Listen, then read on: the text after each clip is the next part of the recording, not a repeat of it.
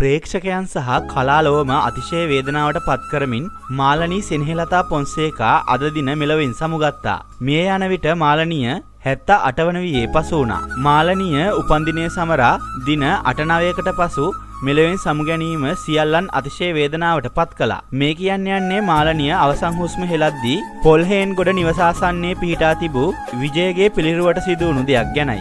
මේක ඇත්තටම පුදුම සහගත සහ දයෝපගත සිද්ධියක්. මේ වුණේ ඊයේ දිනයි. හැමෝම වගේ ඇත්තටම මේ සිද්ධිය ගැන දැන් කියන්නේ මාලනියගේ නික්ම යාම ගැන විජය දුන් ඉඟියක් කියලයි. මාලනී සහ විජය ආදරවන්තයින් වෙලා සිටියා. ඉතින් ඉස්සරින්ම මේ හැමෝම කතා වෙන මාලනීගේ නික්ම යාම ගැන විජය ඉඟි කළ මේ සිද්ධිය මොකක්ද කියලා බලමු. මේ සටහන මුහුණු පොතේ තමයි තිබුණේ. දැන් ගොඩක් අය කතා වෙනවා වදන් පෙළක් තමයි.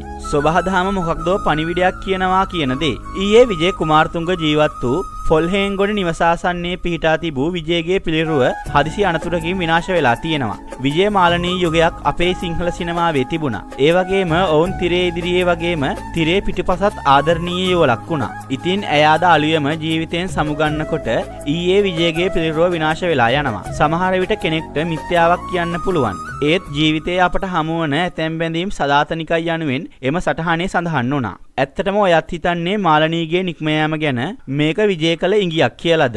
ඔයාගේ අදහස පහතින් කමෙන්ට් කරන් යන්න අමතක කරන්න එපා. ඒ වගේම මේ වීඩියෝ එකටත් ලයික් එකක් දාලා තවත් කෙනෙක්ට බලන්න වීඩියෝ එක ෂෙයා කරන්න. ඒ වගේම අපේ channel එක subscribe කරන් යන්න අමතක කරන්න එපා.